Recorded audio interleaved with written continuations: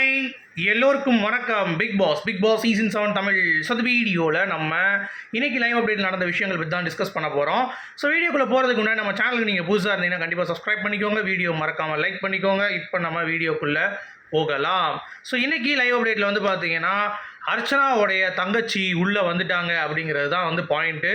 So உள்ளே வந்து அவங்க என்ன சொன்னாங்க அப்படிங்கிறத பற்றி பார்க்க போகிறோம். அடுத்து தினேஷோடைய அப்பா அம்மா தினேஷுக்கு கொடுத்த தரமான அட்வைஸு அது என்ன அப்படிங்கிறதை பற்றி பார்க்க போகிறோம். அடுத்து மாயாவுக்கு திடீரென்று குவியும் ஃபேன்ஸ் அப்படிங்கிறது தான். ஸோ டாப் 5க்கு கன்ஃபார்மாக மாயா வந்து எலிஜிபிள் இருப்பாங்க அப்படிங்கிறது நமக்கு வந்து திடீர்னு தோணுது. அது என்ன, எதுக்கு தோணுது அப்படிங்கிறதையும் டிஸ்கஸ் பண்ண போகிறோம். ஸோ மொத்தம் 3 டாபிக். ஓகே, ஸோ ஃபஸ்ட்டு வந்து பார்த்தீங்கன்னா இது வரைக்கும் மணி அம்மா வந்திருக்காங்க, தினேஷ் அம்மா அப்பா வந்திருக்காங்க, ப்ளஸ் இப்போ 3ஆவதாக உள்ள வந்திருக்கக்கூடிய நபர்கள் யாருன்னு பார்த்தீங்கன்னா நம்ம அர்ச்சனாவுடைய தங்கச்சி.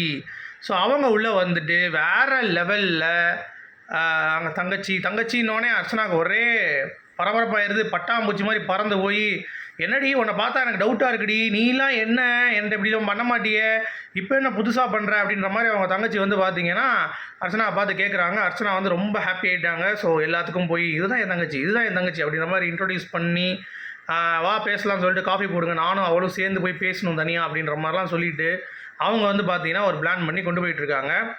அந்த கேப்பில் வந்து பார்த்தீங்கன்னா எனக்கு எல்லாரையும் பிடிக்கும் அப்படின்னு சொல்லிட்டு பக்கத்தில் வந்து கோர்த்து விட்றாங்க. இந்த மாதிரி மாயா பூர்ணிமா கிட்டே போய் பேசுங்க அக்ஷயா அப்படின்ற மாதிரி சொல்லி கோர்த்து விட்டு மாயாவும் பூர்ணிமாவும் அவங்க பொண்ணு அந்த தங்கச்சியை வந்து பார்த்திங்கன்னா எடுத்துகிட்டு போய் பக்கத்தில் அந்த ஜி ஸ்கொயரில் போய் உட்காந்துக்கிறாங்க. மாயா போய் உட்காந்து சொல்கிறாங்க, இந்த மாதிரி உங்கள் பொண்ணு அவங்க தங்கச்சியை வந்து நான் ஹர்ட் பண்ணியிருந்தா சாரி, என்னை விட்டுருங்க அப்படின்ற மாதிரி. உங்கள் அக்கா தங்கச்சி தெரில யார் சிஸ்டர், உங்கள் சிஸ்டர் அதை ஹர்ட் பண்ணியிருந்தா மன்னிச்சிக்கோங்கன்னு சொல்கிறாங்க.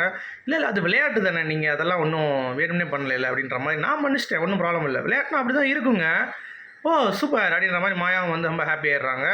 ஸோ எனக்கு ரொம்ப பிடிக்கும் உங்களை, நான் உங்கள் ஃபேன். அதுவும் இல்லாமல் உங்களுடைய கெட்டப்ஸ்லாம் வந்து நான் பார்த்துருக்கேன், அந்த ஐஷுவா நீங்கள் கெட்டப் போட்டது, அப்புறம் நிறைய விஷயங்கள் வந்து பார்த்தீங்கன்னா எனக்கு வந்து உங்களை சில்லறை அள்ளி செதற விட்டேன்.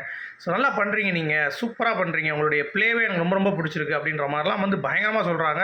என்னப்பா அது கோடு வேர்டெலாம் ரொம்ப பலமாக இருக்கே அப்படின்ற மாதிரி தான் இருந்துச்சு.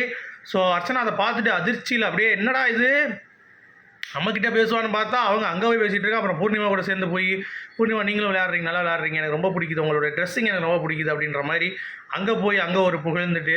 ஸோ எங்கள் வீட்டில் எல்லா நாளும் கார்த்திகை அப்படிங்கிறது வந்து பார்த்திங்கன்னா ஃபேமிலி கூடயும் இருக்குது அப்படிங்கிறது பார்க்க முடியுது. அந்த ஃபேமிலி சாங்கையும் நம்ம போட்டுடலாம் அப்படின்ற மாதிரி தான்.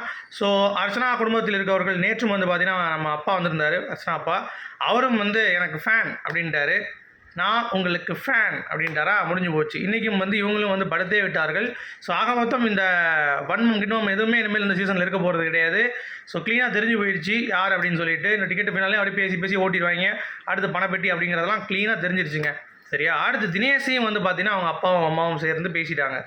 வீட்டில் இருக்கிற பெரியவங்களுக்கு மரியாதை கொடுத்து பேசு, வீட்டில் இருக்கவங்க பெரியவங்க சொன்னால் என்னன்னு கேளு, எல்லாத்தையும் மரியாதையற்று நீ பேசக்கூடாது. என்னதான் உனக்கு ஆட்டிடியூட் இருந்தாலும், என்னதான் உனக்கு இந்த பிரச்சனை இருந்தாலும் வீட்டில் உனக்கு தயவு செய்து நீ பெரியவர்களை போற்றி பாட வேண்டும், போற்றி புகழ வேண்டும் அப்படின்ற மாதிரிலாம் வந்து அவங்க அப்பா அட்வைஸ் பண்ணுறாரு. அவங்க அம்மாவும் வந்து சொல்லிவிட்டோம்பா அப்படின்ட்டு. ஆனால் யதார்த்த உண்மையை அவங்க அம்மா சொன்னாங்க பார்த்தீங்களா, எத்தனை பேர் நோட் பண்ணிங்க, தினேஷோட அம்மா இந்த சீசன் நல்லாவே இல்லை, டாஸ்கே இல்லை, போர் அடிக்குது அப்படின்ட்டாங்க. சரியா, தினேஷோட அம்மா. தினேஷோட அப்பா வந்து எப்பா 1000 வேலை இருக்குது 24/7 பார்க்குறதுக்காக நாங்கள் உட்காந்துருக்கோம், போப்பா போய் புள்ள குட்டியை படிக்க வைப்பா அப்படின்ற மாதிரி வந்து பார்த்திங்கன்னா அவங்க அப்பாவும் தக் லைஃப் கொடுத்துட்டாரு. ஸோ இதுதான் லைவில் நடந்த விஷயம். ஸோ அர்ச்சனா மாயாவுக்கு இது கொடுத்ததுனால மாயாவுக்கு வந்து பார்த்திங்கன்னா ஒரு வின்னிங் சான்சஸ் அப்படிங்கிறது அதிகமாகிட்டே இருக்குது ஆடியன்ஸ் மத்தியில். நானும் சொன்னேன் ஏற்கனவே, எங்கள் வீட்டு கீழேயும் வந்து பார்த்திங்கன்னா மாயாவோட வெறியர்கள்லாம் இருக்காங்க அப்படிங்கிறதுனால ஒருவேளை மாயா டாப் 5க்கு வருவதற்கான வாய்ப்பு ரொம்ப பிரகாசமாக இருக்கிறது அப்படிங்கிறத பார்க்க முடியுது. ஸோ வெயிட் பண்ணி பார்க்கலாம். உங்களுடைய கருத்துக்கள் என்ன அப்படிங்கிறத சொல்லுங்கள். மீண்டும் அடுத்த சந்திப்போம். அது வரைக்கும் குட் பை.